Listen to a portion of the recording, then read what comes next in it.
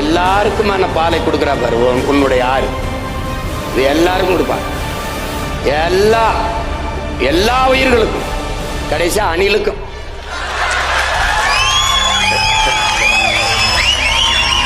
அணிலுக்கும் கொடுக்குறான்.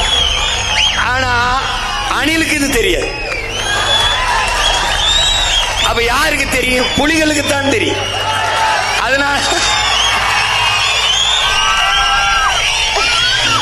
அதனாலதான் புலிகளுக்கு தான் தெரியும். புலிகள் தான் நாட்டையும் காக்க போராடணும், காட்டையும் காக்க புலிகள் தான் போராடணும். உனக்கு புரியுதுன்னு நினைக்கிறேன்.